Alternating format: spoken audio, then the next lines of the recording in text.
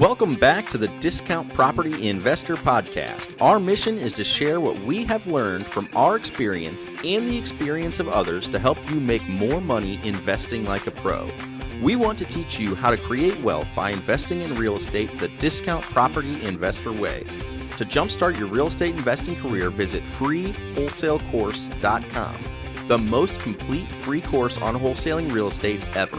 Thanks for tuning in. All right, guys, welcome back to the Discount Property Investor Podcast.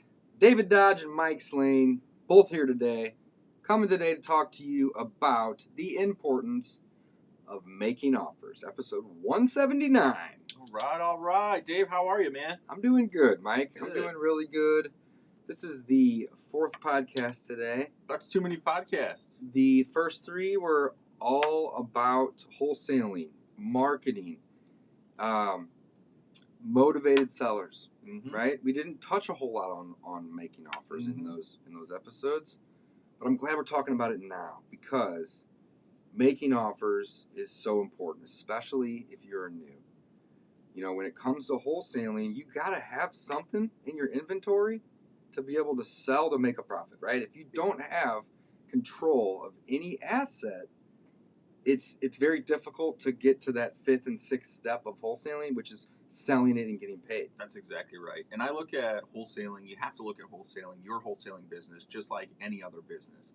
When you walk into the store or the doors of Walmart, if the store shelves are completely empty, if everything's barren, Walmart didn't make any offers on products. They don't have any inventory. Right. So they have nothing to sell.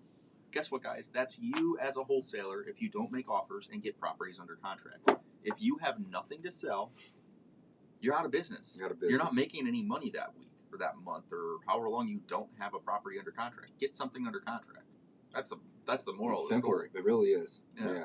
So the amount of offers that you make is going to be correlated to the amount of deals that you're going to do. I mean, it's so simple. So, you know, this is a numbers game. And we talk about that whenever we are talking about our marketing, right? We talk about that when we're talking about our appointments, right? We talk about that whenever we're negotiating. It's always a numbers game. Well, it's the same way with offers, right? So if you send one offer a month and you have a 20% chance of your offer getting accepted on average, well, it's going to take you 5 months before you typically get an offer. But if you're making 5 offers a week with that same average, you're going to get it in a week. Absolutely. Right? So, you know, here at our company, we make 3 to 5 offers every single day.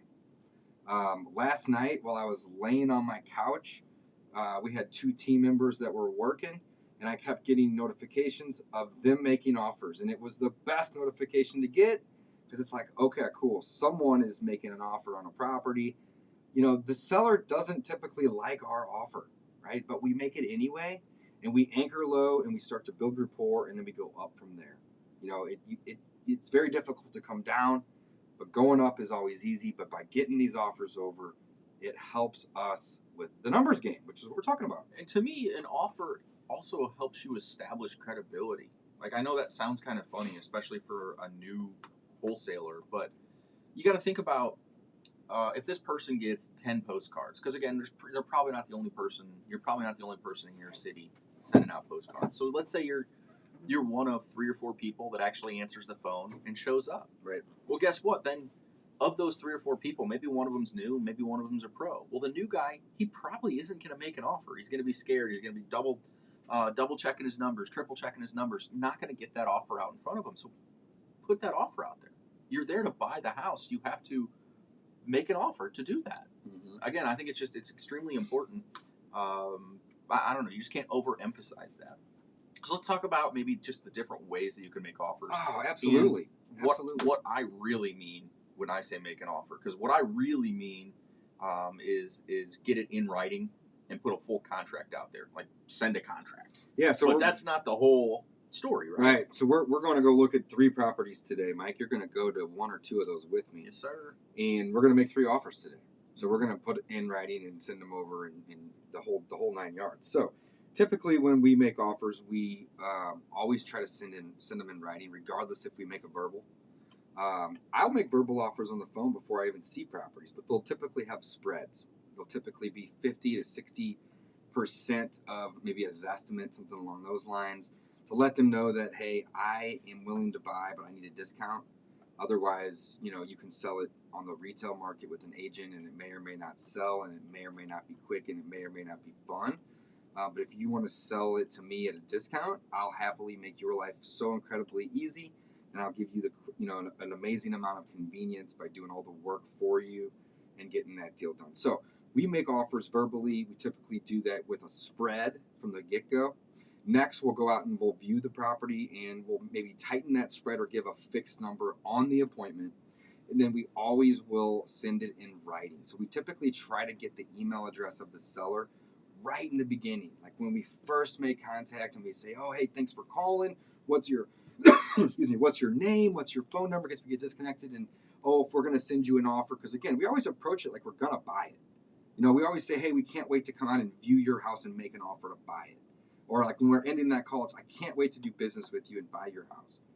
You know, without even knowing a whole lot about it. We always make it past tense, like we've already done it. And it helps solidify in their mind that, you know, we're going to get this done for them. We're going to solve this problem. So again, we make offers in spreads from the get-go. We'll maybe fine-tune that offer on the appointment. And then we always send it over in writing. I think it's very important to send your offers in writing, because it helps you follow up with those individuals in the event that they don't accept that offer. And also, like Mike said earlier, if there's competition, you know, and 10 people go walk through a property and, you know, we're the only ones that send an offer. Now, this doesn't happen a lot, but, you know, we may get picked because of the fact that they see that we're capable, and our offer might not even be the highest of those offers. Well, and this is I'm going to go all the way back to the whole credibility packet thing, Dave. So this is what is so powerful. My house that I actually live in, so it was a property that I know these guys were shopping the offer around, and what I saw in the house after I closed on it was one other of the big investors here in town. Their credibility packet was a folder with their little brochure and their offer, written in it, or their contract written in it, and mine. They were both in the drawer, just sitting there. I mean, again, it's huge. So who's going to win that deal? It's one of those two. It's one of the people who left something behind. They're not going with the other 3 or 4 or 5 people that they interviewed over the 3 or 4 or 5 months that they were trying to shop this house. That's right. Again, because their motivation, if somebody inherits a house, let's just talk about somebody who inherits a house.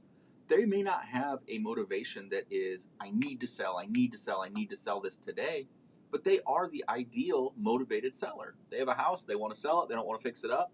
There's a pretty good chance they're a motivated seller. Mm-hmm. So they are... And every week they own it, the need increases a little bit because they have bills that start adding up. That's excellent, Dave. I love that. And that's really where it comes from. So they are motivated, but they're not necessarily trying to sign today. Right? They don't know how motivated they are until they get that tax bill. The tax bill is the big one. Oh shoot, there's another $2,000. Yeah, insurance maybe not so bad. 5, 6, 7, 800. Yeah, right. Utilities maybe $100 a month, $200 a month. Not crazy. When that $1,800 tax bill comes though, it's like, whoa. Let me rethink. Yeah. Why I'm owning a vacant house. That $50,000 offer sounds way better. Way better. That's money in versus money out. And that's another thing that we always do, guys. I'm going to interrupt for one second, Mike. On our follow-up is we ask the sellers, you know, are you getting tired of owning it yet? Because we know they're paying taxes. We know they're paying insurance. We know they're paying utilities. And if it's rented, we know they're paying either a management company and or for maintenance on the property. Owning properties is a headache if it's not done right? It's a headache. Expensive, yeah. It's expensive if you don't. So you could, properties are assets when they are rented and cash flowing. But when they're not rented and cash flowing, they're not assets. They're liabilities. So even when we buy a property at a discount, a big discount, and we're rehabbing that property, it's a liability the entire time. It only becomes an asset to us on the day that we close on it and sell it and actually realize those profits. So, it's all about just making offers, guys. You have to make a ton of offers to be consistent with your offer making. And it's a numbers game like we had started this podcast with. You want to go get a deal hanging bandit signs, you're going to have to hang hundreds of them, right? Same thing with mail. You have to send hundreds or thousands of mail pieces. You're going to have to be consistent, and making offers is the same way. But I love following up with people, asking, how much the tax bill was, or, if paying the insurance and the utilities every month is, hurting them, and again, we're here to offer a solution. But I also like following up with people that we've made an offer to, because it just makes it so easy. People hate getting phone calls for something they're not wanting to deal with. So you can just be very direct and to the point. Hey, Mike, I haven't talked to you in 3 months. I remember going out looking at your house on Main Street. At the time you were asking 90, I offered 65. Has anything changed? Right? Exactly. Mike's not going to hang up on me.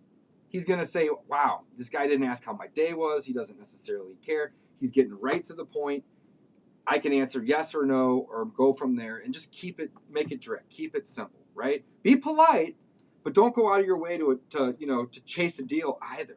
That's another thing that I talked about on our previous podcast. 80-20 principle. 20% of the deals are going to have 80% of the profits.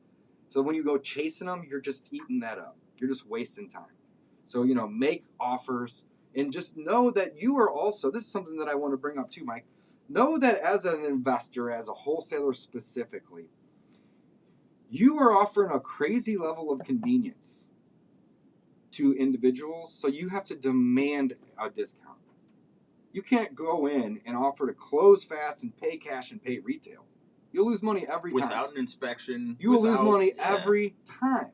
So what I'm getting at here is know your value, and when somebody isn't willing to trade you a discount on their property, don't go in and offer to close in 3 days and pay cash. Maybe ask for 30 days or 60 days, right? Until they want to come down on their price. The amount of discount you get needs to be equal to the amount of convenience that you're offering these individuals. So, we quit chasing deals about 2-3 years ago, Mike. Yeah, it's funny because I feel lazier about Probably it. do less deals in the hindsight, but we're also not chasing deals that make $1 or $2 grand for 30 hours of work. Exactly. And to us, it's worth it. Some of those deals are just such headaches too. When you're chasing it and really trying to push one to work, it's just not worth it. It's not, and you sometimes it's not a win-win whenever you overwork and get underpaid. It's a lose for you. Exactly. You might That's win. A great way to look at it. You know what I'm saying? You might win by getting the seller a property sold and by finding a buyer a deal. But if you're doing a ton of work, it's not a win for you if you're not getting paid appropriately. Exactly. So again, pull back on your level of convenience if the discount isn't there. How do you know? You make an offer and you follow up. It's that simple. So make more offers. That is the bottom line. That's it. It's that simple. Yeah. Make more offers. So let's briefly talk about this because we've talked about it. We've talked about it at nauseum in the past on the Mao Formula, and this is how you determine your offer, right? Give it to me. So the Mao Formula is your maximum allowable offer, and you calculate that out by taking your ARV, your after repair value. You multiply it by a discount rate. We start with 70%. We're taking 30% off. So you're going to multiply that after repair value times 70%. And then you're going to subtract out the repairs. Then you're going to subtract out your wholesale fee. So let's start with a $100,000 house. Let's say it needs $10,000 in repairs, and we're going to do a $10,000 wholesale fee. Well, guess where that comes out to, guys? $50,000. Half. Mm-hmm. Dave, we talked about this. I think we were chatting with a student. Talking about this morning too on different show. Yep. Where the offer, it's almost embarrassing, but it almost always, like the quick math, the easy math, pull up his estimate. His estimates are terrible. I get it, guys. Pull up his estimate or whatever your MLS comes up with for the estimated value. That's how we use the spread too, 50 to 60%. And cut that thing in half. Yeah, and by going in at 50, 60%, you're giving them a range, right? So what I do is, let's say in this scenario, 100K ARV, Mike, you gave us the numbers. I'm going to go in, I'm going to say, listen, I'm typically buying houses in this neighborhood or in this part of town for 50 to 60 grand. There's a lot of other houses out there that I can pick up. So if you're not willing to sell me yours, in that ballpark, then, I don't really want to waste your time. Thanks for calling, type of thing. If they come back and they say, well, can you do 65 or even 70? It may work, right? But if you wait for them to tell you what they're asking, it's typically going to be 90, 95. It's never, ever been below what I'm willing to pay, ever. So I don't even ask for their asking price necessarily anymore. I'm curious, but I just kind of go in with, here's what I'm willing to pay. Am I in the ballpark? And if I'm in the ballpark, even if it's the low side of the ballpark, there's some level of motivation there. And if I'm not in the ballpark, well, then let's send them an offer anyway, and let's follow up with them. But let's not waste time setting the appointment and going out and building rapport and doing all these things if we're not in the ballpark. Again, this comes back to convenience and discounts. Why go do all that and offer convenience to somebody that's not willing give you a discount. It's simple, right? But again, we always are going to make that offer. That's awesome. That way, when the VAs follow up, or we follow up, or whoever's following up, they know who we are because they've received an offer from us, and now we have some talking points.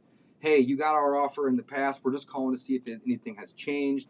Maybe we could even pay a little more than this, right? But again, we're not going to pay 90 cents on the dollar. Start at 50 to 60. Maybe we'll migrate up to 70 on the highest, right? Depends on the repairs, right? But it just helps, let people know where we're at. Yeah, no, it's a great strategy, Dave. And that way, again, you're setting expectations. You're anchoring, kind of like you mentioned before, you're anchoring your number low at, again, that 50%. It's like, holy smokes, I can't imagine selling my house at 50% of what it's worth, even though the thing needs 30 grand worth of work. Right. I mean, people don't really understand that. They look at estimates and they don't incorporate the cost to sell or the cost to get that number. And that's a big one, guys. And that's a big one. Cost to sell alone could be 10%. Worth discussing with sellers. Because again, agent or agents, you're going to knock 6% off the price right there. Then if there's any seller concessions, meaning they want something fixed after they do the inspection report, Dave's right, it's 10%. One right or two off the top. more percent. So then you have 100K. title fees, and you have to pay your taxes and your insurance and all these other bills, holding costs during that time. You're looking at typically 9 to 10% is the cost to sell a property. So the problem that a lot of sellers have is that, Mike, they see that number. They see that $100,000 ARV estimate, but they're not taking 10% off to sell it, and they're not taking off the $30,000 in repairs. Exactly. Right? And then so that $30,000 in repairs is 30 grand. That 10% is 10,000. That's 40,000 off. So even if they sold it at 60 grand, there's still no profit for the investor. Yeah, that's the other. So you have to take in another 10%, and that usually will get eaten up if you miscalculate your ARV or your repairs. And that's what's cool. And I like one of the things I like about Dave and our strategy. Dave says it very well. Is like you understand I'm an investor and I have to make a profit. Like again, he's very, very clearly states that, and again, people have to be okay with that. Like they have to know that about you. Well, I'd rather them know that now than after 3 appointments and conversations, or 3 hours, and then just to disappoint them to say, well, I could pay 50 to 60, and they're asking 90. It just doesn't make sense. So I like to take the overly transparent approach. Some may say it's a bold approach, but I just look at it like it's an honest approach. When a seller calls, I say, hi, I'm Dave. Thank you so much for calling. I appreciate your time. I'm going to do everything I can to help you. Okay? However, as an investor, I know that I have value and convenience, and I'm willing to trade it to you for a discount. And that's it. It's period. I don't pay retail is how I usually sum that up. I don't pay retail. However, if you are willing to, work with me, I can make your life very easy, and we can do this. And we can create that win-win, and we can solve the problems that we need to solve together. And we can create win-wins. It's simple, right? But at the end of the day, in order to get there, you got to send offers. You have to communicate your offers. If your offer isn't embarrassing, it's probably too high. You guys have heard this before, but it rings so incredibly true. Well, and it's hard to do. It's and you really can always hard. come up. It's really hard for people to do that when they're starting, to make an offer that they know someone isn't going to like. It is really hard. Get over it. Get over it. Just get over it, because quite frankly, you're not going to make money if you can't make an offer that someone doesn't really like. Absolutely. You got to get over it. Period. Again, they will not accept if it doesn't make sense for them in the long run. Right. So yeah, they may not like it. Which is going to be the same outcome, right? Is if you come in high and try to go down versus come in low and have the ability to come up. They're still only going to accept what they're going to be able to accept. That's great. So it just makes sense to come in and anchor low and work your way up versus give them false expectations. Another thing is if you come in low and you're kind of far apart, you have other tools in your belt like option agreements or joint venture agreements to work with that seller or even refer to somebody else. Great point. You have so many other tools, right? We love doing But if you come in high and then you try to negotiate down off of your inspections, it's just difficult. And it basically creates animosity. I would prefer there never to be animosity, and I'd prefer me to come in with the approach of, let me try to help you, Mr. or Mrs. Seller. Mm-hmm. Here's what I'm willing to pay, but we're going to do inspections, and these inspections may or may break the deal. I'm going to tell them straight up. But if it does break the deal, they're already essentially hoping it's sold, and maybe they're willing to either give me a slight break or more time. Oftentimes, it's not price. It's time for us as wholesalers. need a little bit more time to get our people through to get it sold. And again, if you are transparent from the beginning, whenever somebody calls on the buyer side and says, I can't close today, typically if you're a wholesaler, you start panicking. Mm-hmm. Panicking. You're like, fuck. This is an explicit podcast. It is. Sorry about that, but fuck. What do I do now, right? Like the seller thinks I'm closing. I haven't had that feeling in like 2 or 3 years because you're the same way, Mike. We go in and we tell them, hey, I'm going to bring in a partner. I bought 95 houses last year, right? I didn't need any of them, but I wanted them because I had the right price. But I did so many because I have so many partners. So if one of my partners decides to change their mind, I'm going to go out and I'm going to find a new partner. Well, and that's what's great. But it doesn't make me panic because I just tell them, hey, they screwed me or us or whatever, or they just aren't a good buyer. But guess what? We typically get non-refundable earnest money, and I don't ever keep it. I just give it back to the seller to buy another month or help pay the rent or whatever it is. Exactly. It buys goodwill. It buys goodwill. So that's the point. 2 things I want to hit on with Dave saying that is it's awesome to have partners in this business. And again, your partners can be your end buyers. But again, it's a great strategy to mention that up front. Again, being more candid with your seller, because you can say, listen, if you're a young guy like Dave and I, especially when we're starting out, it's like, well, I'm pretty young. I don't have money. I got to bring in partners. Like, obviously, looking at me, I couldn't buy 100 houses by myself. Yeah. Like, who's got money for 100 houses? Barely buy 2 or 3. So again, that's why I have partners, and that's why it's easy to explain, hey, I have partners that have more money than I do. They're going to come in and help me buy this house. They're going to help us get this deal closed. So again, it's great to be more candid up front. Again, we like that strategy because, again, it's just more honest. The other thing I wanted to mention on offers and kind of circling back to making offers and the importance of it is how cheap I am. I am super, super frugal. And the reason I bring this up is we spend a lot of money on marketing. So Dave, when we spend all this money on marketing, if I don't have an offer put in writing or an offer sent on every person that calls the phone, into a fire. Throwing money away. I'm just taking out 20s and lighting them on fire, and I don't like to do that. So I'm super cheap. To me, when you're spending money, especially as a new investor, that marketing money costs you. That is out-of-pocket dollars. Like you are literally going to your day job, making money, and then putting it into your marketing efforts. It's not even coming from your business yet. You're spending money on that marketing, and if you're not making offers on those leads that come in, you're throwing it away. Period. That's So such a make good point. offers on your Guys, leads. this is a numbers game. I've said it twice now. It's the same with marketing. It's the same with appointments. It's the same with follow-up. And it's the same with offers. The more offers you make, the more offers will get accepted. I'd say it's just life, man. And the more, it is just life. It's a numbers game, right? And the more accepted offers you get, the more closed deals you're going to get. The accepted offer isn't the end. It's really like, halfway. I call it the beginning of the conversation. It's the beginning of the conversation, really. I mean, with the negotiation aspect, Mm-hmm. but of the whole wholesale deal aspect, A, B, B, C, you're halfway there. Yeah. Right? Then you got to go out and you have to sell that deal, right? So you got to make offers. If you're not making offers, you're not going to do any deals. And, one of the things that really upsets me is when people go and they hire coaches and they pay money for education, and then they just buy more education, right? And they just keep thinking they need to know more. Start putting your money into marketing. I'm not saying don't hire a coach. I have a coach. I do coaching. Mike does it as well. We love doing it. But, putting your money into marketing is really where the deals are going to get done.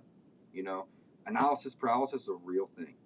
People spend 30, 40, 50 grand on mentorships and they haven't made a freaking offer.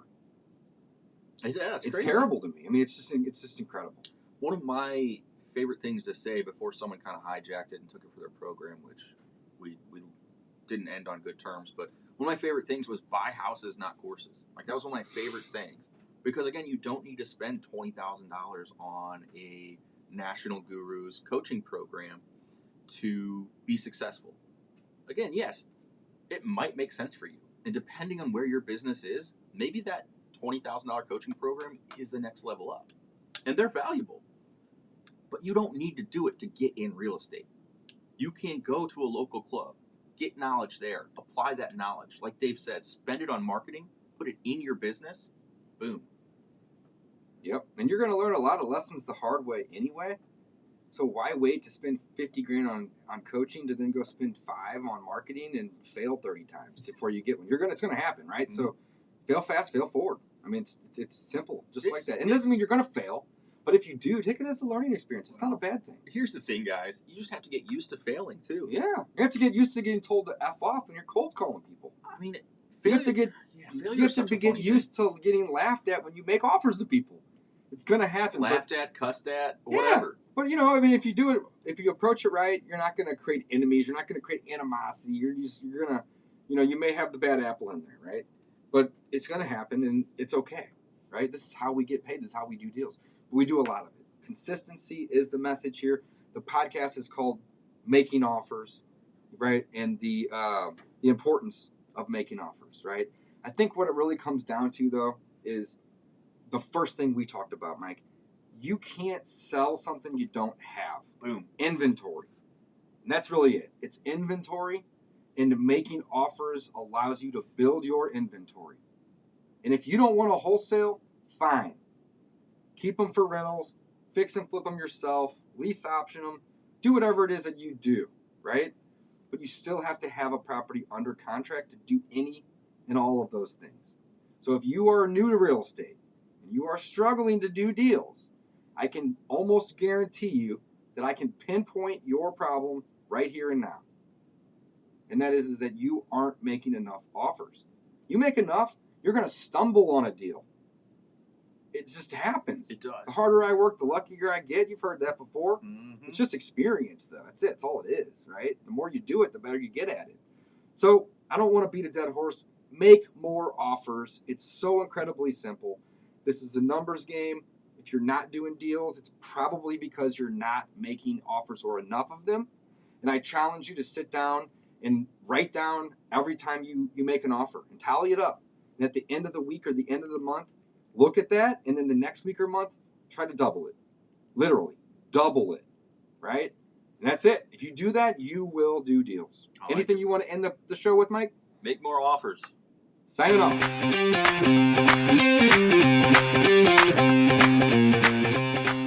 Thanks for listening to the Discount Property Investor Podcast. If you enjoyed this episode, please like, share, and subscribe to help us reach a wider audience. To jumpstart your real estate investing career, please visit freewholesalecourse.com, the most complete free course on wholesaling real estate ever.